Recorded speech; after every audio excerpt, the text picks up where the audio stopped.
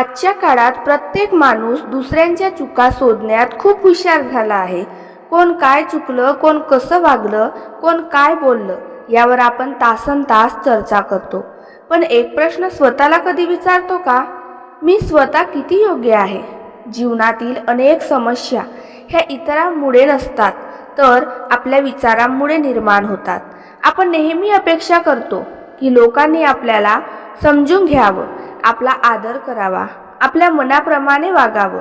पण जेव्हा तसं होत नाही तेव्हा आपण नाराज होतो. बाबा झुमदेव यांच्या मार्गदर्शनातून एक गोष्ट शिकायला मिळते की माणसाने सर्वप्रथम स्वतःला ओळखलं पाहिजे, कारण स्वतःची ओळख झाल्यावरच जीवनाची खरी दिशा मिळतो.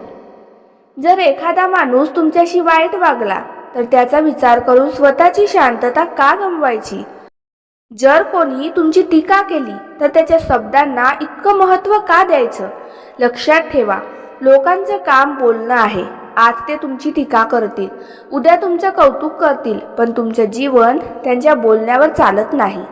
माणूस तेव्हाच दुःखी होतो जेव्हा तो स्वतःपेक्षा इतरांवर जास्त लक्ष देतो. दुसऱ्यांचं आयुष्य पाहण्यात आपण इतके व्यस्त होतो की स्वतःचं आयुष्य जगायचं विसरून जातो.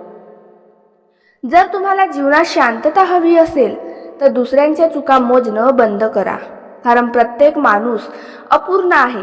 प्रत्येकाकडून चुका होतात. जसं तुम्ही परिपूर्ण नाही तसं दुसरं कोणीही परिपूर्ण नाही. खरा शहाणा माणूस तोच असतो जो दुसऱ्यांच्या चुका पाहून त्यांची नक्कल करत नाही तर त्यातून शिकतो. जीवनात पुढे जायचे असेल तर एक सवय लावा. रोज रात्री स्वतःला विचारा, आज मी काय शिकलो आणि आज मी कोणती चूक सुधारू शकतो. कारण दुसऱ्यांना बदलण्याचा प्रयत्न करण्यात आयुष्य निघून जाईल, पण स्वतःला बदललं तर संपूर्ण आयुष्य बदलून जाईल. बाबा झुमदेव यांच्या विचारामधून आपल्याला संयम, साधेपणा आणि आत्मपरीक्षणाची शिकवण मिळते. जो माणूस स्वतःच्या मनावर काम करतो तोच खऱ्या अर्थाने यशस्वी होतो.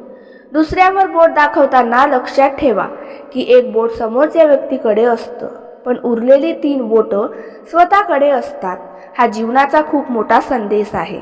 म्हणून आजपासून दुसऱ्यांच्या चुका शोधण्यात वेळ वाया घालवू नका. स्वतःला अधिक चांगलं बनवण्यासाठी वेळ द्या. तुमचे विचार चांगले ठेवा, वागणूक चांगली ठेवा आणि मन शांत ठेवा.